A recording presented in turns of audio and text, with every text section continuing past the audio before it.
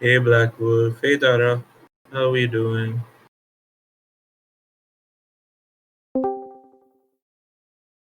Guys here too. Nice, nice, nice. Enter.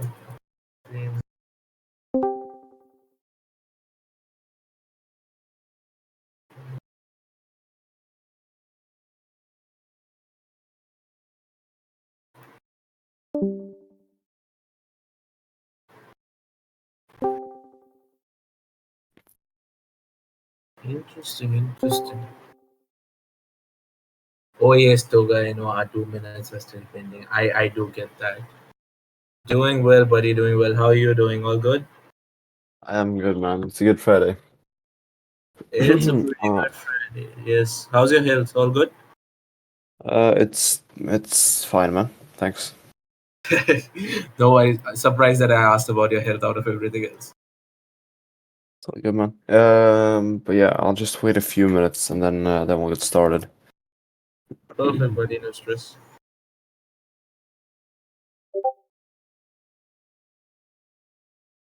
All right, how's everyone doing?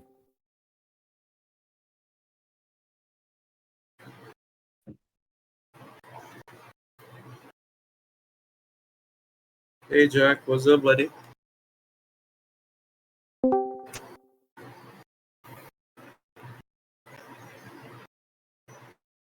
Oh, we actually got two Jacks. We got Jack from Sherlock's mentorship and Jack, who I believe is from Telegram.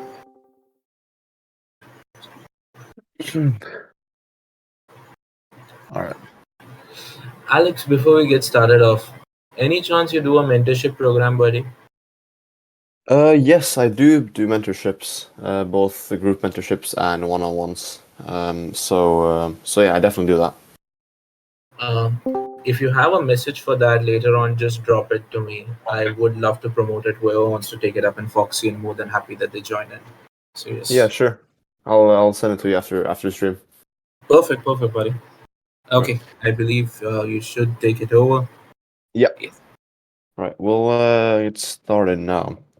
So, like it says in the title of the stream, we're going to be talking about trade management, all about how to hold positions and manage whether you want to close or continue to hold your position, etc. How to decide when to take your partials, and if you want to potentially enter heavier, stuff like that. So I'll share my screen and we can start talking about it.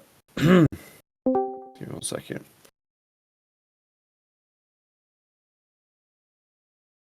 There we go. Yeah. Okay. So, like I said, trade management is all about knowing how to treat your position. This means that how to know if, okay, do I want to exit here? Should I close it before prematurely, or should I continue to hold this, or what should I do? And essentially, the way that at least I do this comes down to looking for weakness or strength in my trade and making decisions based off that. So let's just make let's just do an example here on Bitcoin, for example. Let's say I'll go slightly lower in time frame. Let's say I shorted here, right? My stop loss is like around 53k, let's say.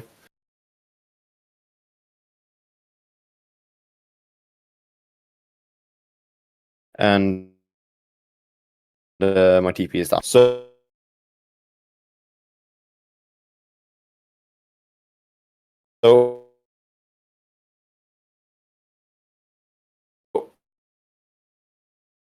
loss and levels always have to follow. If you start to see something that makes you think, okay, I think this trade is gonna go to hell, it's fine to take a decision to maybe close it early. But you have to be disciplined and not do that too much, because if you do, you're going to ruin your risk management. You ruin your risk management, also ruin your potentials. So in this case, on Bitcoin, everyone knows that consolidation under resistance. So if I scroll out here a bit, We are obviously at resistance here with this top over here and this top over there with this one. Everyone knows that consolidation under resistance is generally a bullish sign, because usually the reason resistance is because of passive sells. Passive sells filling all the buying from down here and then exhausting and then pushing price back down. When that doesn't happen, that's generally a sign that, okay, people are willing to enter heavy orders here to make price stay up here.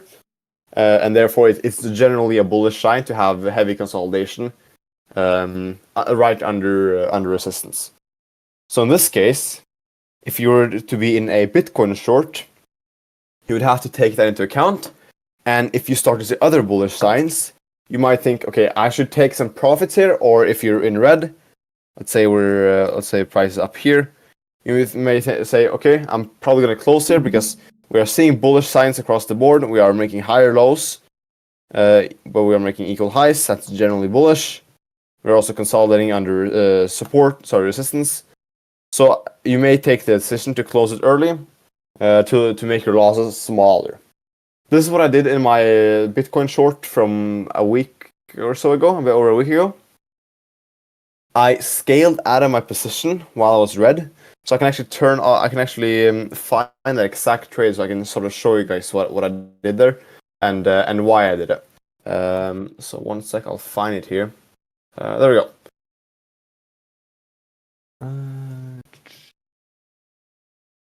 There we go. Okay, so my entry was at 4,700, so around 4,700.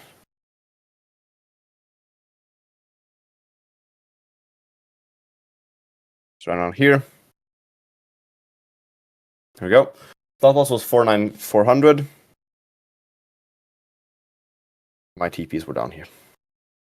Okay.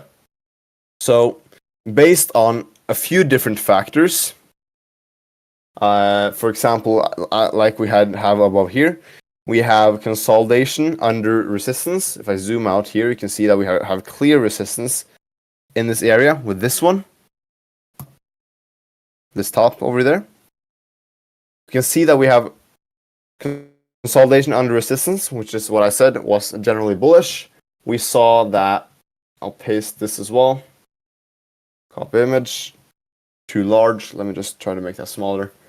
I'll have to do do a portion of the image, because otherwise TradingView won't allow me to put it in. There we go. So here's a snapshot from a post I posted. This shows the open interest for different options.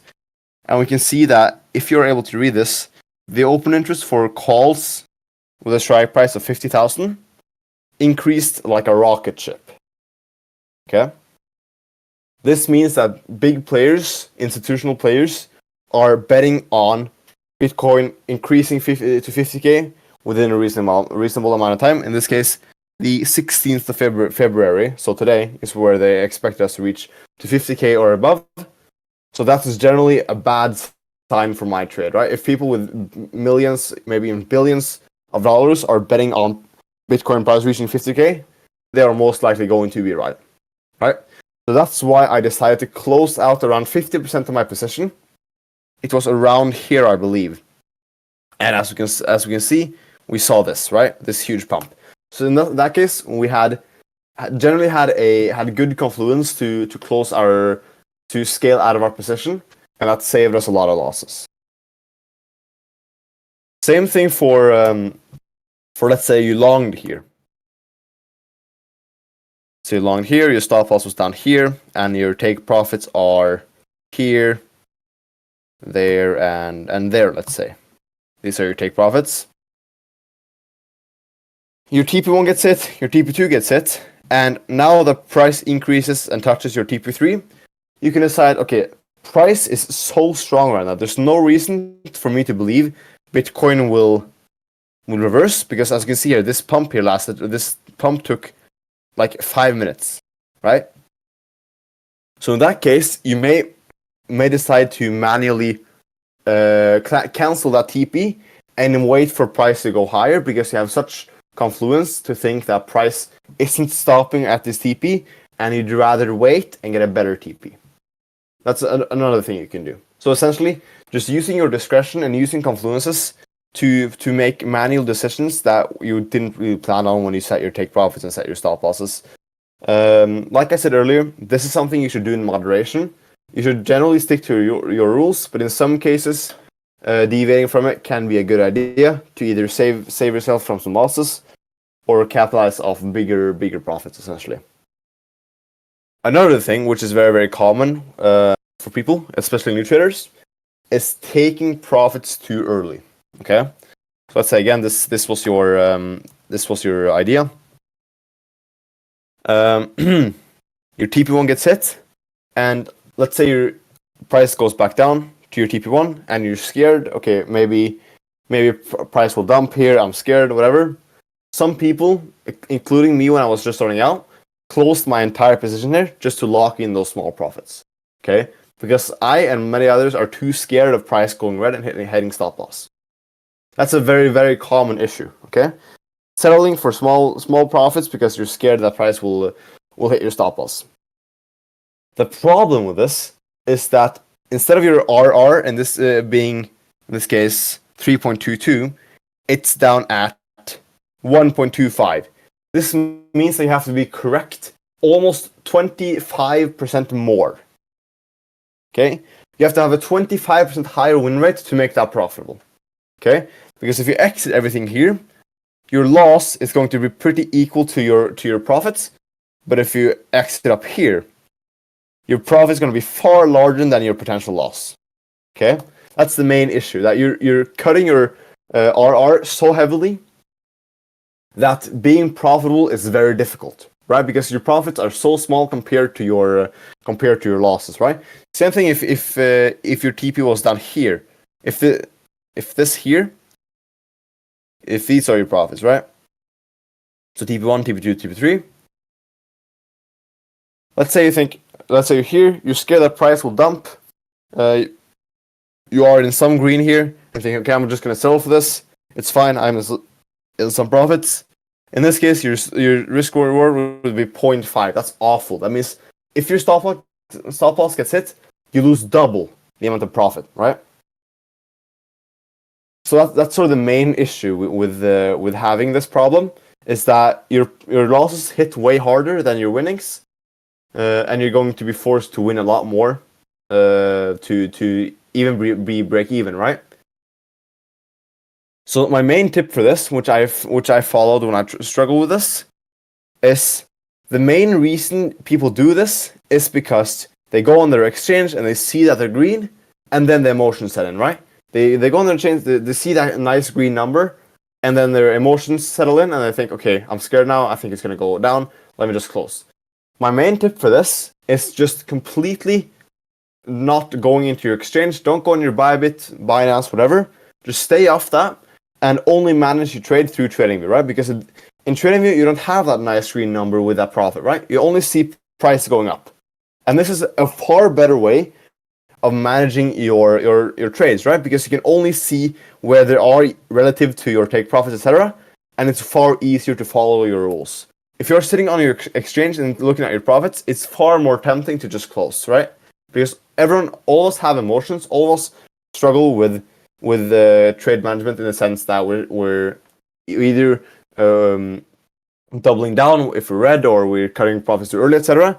So my main tip for this is just not going into your exchange, just ignoring your exchange completely, and waiting for either your take profit alerts to hit, or for you to see in TradingView or whatever other charting platform you may use, to go to your levels, right? And look for weakness or strength here to make your decisions.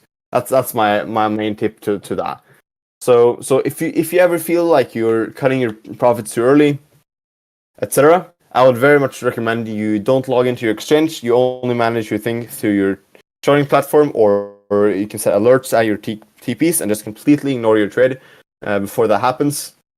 For me, I still do this. I have a sub account in my Bybit where I have my active positions.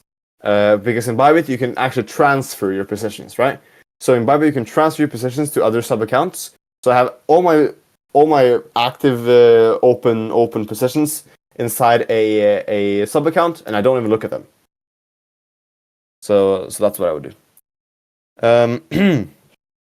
Another thing that's could be controversial on my end is what's called revenge trading, right? Let's say you shorted here just like me, it was around there, I believe. Your stop loss get hit, and you think, okay, I lost 2,000, whatever you lost. Let's enter a new one to hopefully make that back or not be as red. In my eyes, as long as your trade idea is valid, your new trade idea is valid, and as long as it's thought through, in my eyes, there's nothing wrong with that, right? Because just because you just lost doesn't mean that your new trade idea is automatically invalid. Okay? But one thing you have to look out when doing this is you have to make sure that you don't think it's valid just because you want to make back your money. You have to actually look at this as objective as you can, and you think, okay, is this valid? Is it objectively valid? If it is, feel free to enter again. Yes, it may seem like revenge trading, but Bitcoin price doesn't care at all that you just lost a position 5 minutes ago. Price won't change because of that at all, right? So the time between your positions doesn't matter at all. Price is gonna move where it's gonna move. So as long as your trade idea is valid, in my eyes, entering a position on the same coin right after you've lost isn't inherently terrible. So as an example, I'll take some let's say here, right? Let's say I shorted here as an example. Let's say I shorted here, TP's down here, for example, and my stop loss gets hit. Let's say that happens. A short up here, I can analyze that and think, okay, is this valid? Well, we're far extended on the VWAP. We are approaching resistance over. Let's go back over here. So yes, this short could be valid. Even though I just got stopped out, I can set a new limit over here because the idea is equally valid. Stop loss there. In this case, this would have been 2 losses, right? But as long as the idea is valid, doing this isn't terrible. It's mainly a psychological issue that many people, when they are trying to recoup their money, get very biased in their view, that they think, okay, this is obviously valid, whatever, even if it's not. Okay, because they're so hooked on getting back their losses. Right. Any questions regarding any of that? Either the taking profits part or the so-called revenge trading part? I just cut myself on that. I take all my levels out of TradingView, and that's smart. I only re-enter when I see that I missed something in my earlier TA. That's also fine. See Jack typing something here. We'll see.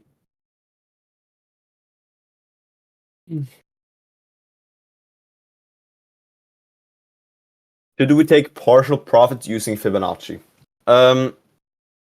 So I am a firm believer that Fibonacci inherently doesn't work. I'll share a paper with you guys that sort of proves my point. Everything I do, everything I follow, everything I trade is very much scientific and very much factually based.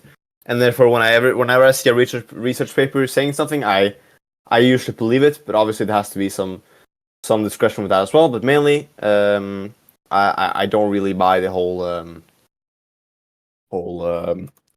Fibonacci thing. I'll show you guys the paper here if I can find it. One sec. One sec. Okay, I'll share it after stream because I can't find it on my PC right now. So yeah, it's up to you. With fibs, if you think they work, sure, use them. They do give you levels you can use. But I'd rather you just use levels that show high likelihood of reversion, right? So let's say here on Bitcoin, let's say you entered a short here for some reason. I'm not saying you shouldn't. Let's say enter the short here, right? Your final TP is down here, for example. You want to take profits at levels of potential reversion. So this being support resistance and stuff like that. So this could be a take profit. This here, this shift in. I'll go down a little time for a second. I guess and see. So it's not there. So there, this resistance, this support resistance level, this support, and this. These can all be TPs because these are levels which show high likelihood of reversion. Sometimes my issue while copying trades from TA is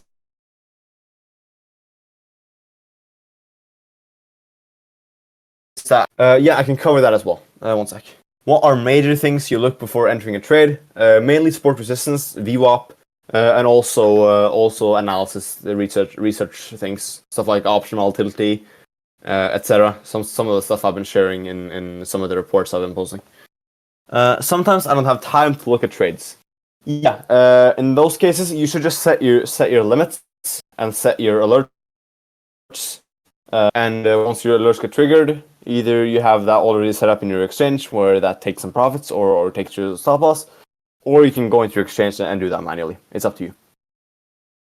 Started setting my TPs on levels of price inefficiency as price always looks to fill old contracts. I don't fully agree with that, but that's also something you can do. Yeah.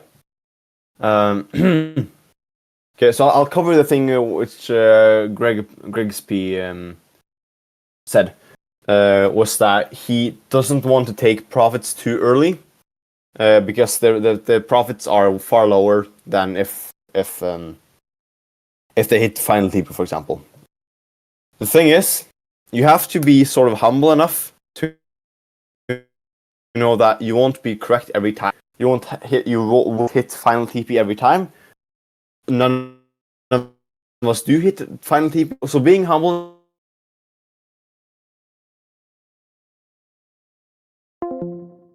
enough to think, okay, on, but that's only if it hits, right? If it doesn't hit, you just made some more extra money. Yes, it might be a low amount because it's only TP1, but you at least made money, right? So for that, you just have to be humble enough to think, okay, yes, final TP won't be hit every time, so it's better to follow rules. And as you said, you were copying trades, and you have to understand all of the analysts in Foxian and some other servers have been vetted. We know what we're doing, so we have placed those TPs there for good reason. We have placed those TPs where they are because we think the chance of price reversing there is high enough for us to sacrifice some position size, right? So starting to deviate from that is sort of counterintuitive because on one side you're completely copying trades, but on the other side you're not really trusting our TPs. So you sort of have to go all out or do your own trading fully. That's what I would say regarding that. If that made sense, I hope it made sense. When should we move our stop loss? So you mean that when you should move your stop loss to break even? Is that what you mean?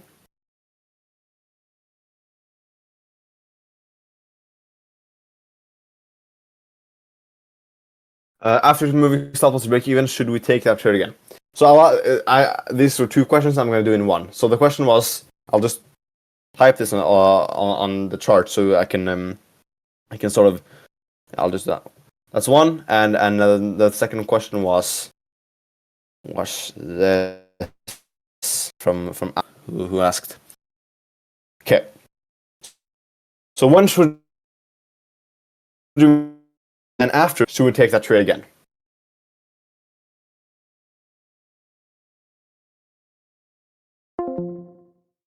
That, let's say price moves. I'll do the drawing tool here. Let's say price moves. You take some profits, take profits there, and take profits there. The only reason you would ever move stop loss to break even is because you think that if price were to go up again, it will go straight up. Moving stop loss to break even, if you think that the trade is still valid, is just dumb. Completely illogical. So like I said, the only reason you would ever move stop loss to break even is if you think price were to reach your entry again, the trade is no longer valid. That's the idea. So first, when should we move our stop loss to break even? when you should move your stop loss to break even whenever you think that, okay, if price were to go up again to my entry, this trade is no longer valid. That's when you should do it. Not after TP1, TP2, TP3, or whatever. You should do it when you think, okay, if price reaches this level, it's no longer valid. And this sort of answers this question. After we stop loss break even, do we take that trade again? No, obviously not, because the only reason you move stop loss to break even is because you think that the trade isn't valid anymore. So I hope that made sense. You only move stop loss to break even if you think your trade is invalidated. I hope that makes sense. This is something I'm very much almost passionate about, because I see a lot of people following these dumb rules that after TP1 move stop loss break even, etc. I find that very silly, because it's illogical at a foundation. You have to think about, why do you move stop loss to break even? If it's because you're scared to go red, you have a psychological issue. The only reason you should move stop loss to break even is if you think your original trade idea is invalid.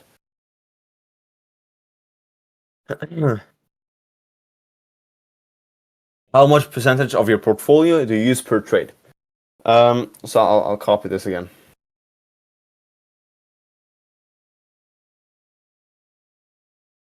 So I don't think of this as how much percent of my portfolio I use. I think about it as how much percent do I want to risk. Okay, so not how many percent of my portfolio is in my margin. It's more, if stop loss gets hit after filling all my DCAs, how much percent of my account will I lose? And this generally is 3 to 5% for me. The reason for this semi-high percent is, a lot of people do 1%, etc. My 3 to 5 or 3 to 6 is because most of my trades are swings, and I'm confident enough in my trading ability to risk that amount. So 3 to 6% depending on the trade. That means that if entry gets filled, if entry gets filled, DCA gets filled, DCA2 gets filled, and stop loss gets hit, that means you lose 3% to 6% of your total portfolio. Yeah, that's the idea. So 3 to 6% is not how much I use per trade, but how much I risk per trade. There's no rule for me to think how much do I use, because that depends on the coin, right? Bitcoin moves 1%, NMR moves 100%, right? So it all depends on the coin. And if we do spot on future calls, how do you trim? The exact same. You sell an X amount. Whenever you buy spot, you buy an X amount of that coin, and then whenever you want to trim, you sell a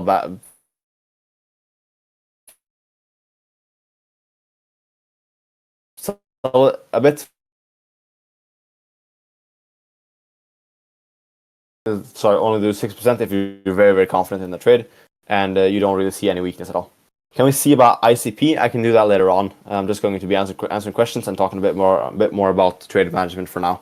But I'll do some charting after this for sure. Give me 1 second. I'm just going to take a drink here.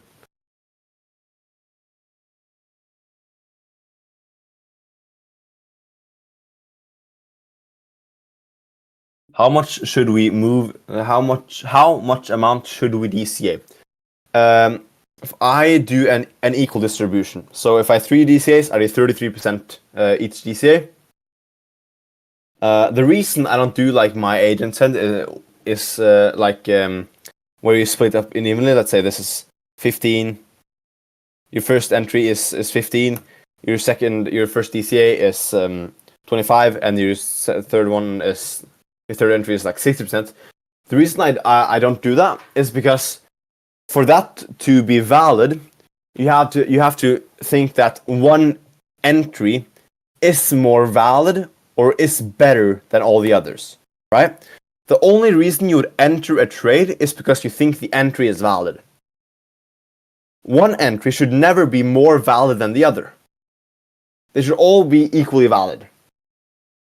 That's why I use an even distribution for all my DCAs. So 33%, 33%, and 33%. I don't do 25, 35, 40. I don't do any of that, because like I said, for that to be logical, the last entry would have to be more valid than the first one. And if the third entry is more valid than the first one, you shouldn't take the first one, because it's not valid enough for you to enter at a large amount. Okay, that's only my opinion. There's a lot of sort of discussion about this. Neil does it in where it's like 25, 35, 40, whatever, and Neil's an amazing trader. So it all depends on the trader, but in my eyes, it's not logical to have it at different percentages. All right. Each G station has the same chance of filling. Exactly. That's a good way of wording it. All right. Any other questions or anything like that?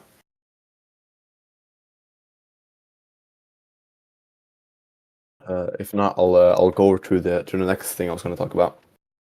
So, within trading management, it also comes down to how many positions should I have open. Okay, and for this, you sort of have to make a decision based on which coins you're trading. Okay, if you're trading Bitcoin, ordinals, and let's say AVAX, these all follow Bitcoin very, very, very, very closely. Bitcoin obviously follows Bitcoin; it's the same coin. Ordinals, it's a subcoin of Bitcoin, so they also follow very well. And AVAX also follows Bitcoin very well. In that case, you shouldn't be in a lot of those trades at the same time, because Bitcoin dies, all of those will die. Okay? So you shouldn't be in one side of the trade. So long, for example, you shouldn't be on long on three of the same coins that's follows the same thing. For example, everything follows Bitcoin, but it's sort of how to the degree it does. Yes, you can hedge with this. Let's say you were to long Bitcoin and short ordinals. That's a good way to hedge, because they follow each other. So if Bitcoin goes up, that means you profit off that. But you're short on ordinals, so you lose money on there, and that's you basically break even. So for how many positions you should have open at the same time, again, I said it depends on the coins, but max like 5 positions that aren't delta neutral. Okay, what I mean by this is 5 positions that isn't backed by an opposite trade. So let's say you have bought some Bitcoin calls expiring in a month, strike price 60k. Would look something like this. So 1 month from Feb 16 is March 16. So that being over, I'll just go on a higher time from here. March 16th. There we go. Let's see, you're long here. So you're not actually long, but you bought some calls. And let's say you're short the perp. So you're short the futures contract as well. In that case, you're delta neutral, which means that your direction is neutral. You're both long and short. Okay? With this, you can be in as many trades as you want. That means almost nothing, except you're going to be paying more funding rates. But essentially, as long as you're delta neutral, your position count isn't really capped. But let's say you're only long on Bitcoin. You have no protection against it dumping. But you do that if you do have protection against that if you're hedging, right? If you're delta neutral. But if you're directionally based, you're not delta neutral, you're either delta positive or delta negative. Delta negative if you're shorting, delta positive if you're longing. If you're delta positive or negative, you should stick to around 5 positions max. Because if Bitcoin shits itself, you're going to be having a bad day if all your trades hit stop loss. Hope that made sense. So it all depends if your trade is delta neutral or not. I talk a bit about this in my reports as well. All right. Now I'll see if anyone has any other questions regarding trade management. If not, I'll continue with some charting. But if you have any questions regarding trade management, make sure to ask them, and I'll be happy to answer.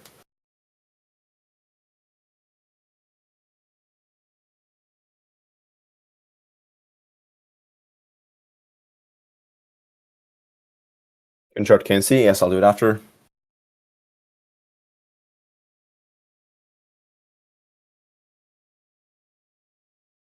Bro, it's on 4 hour? Yes.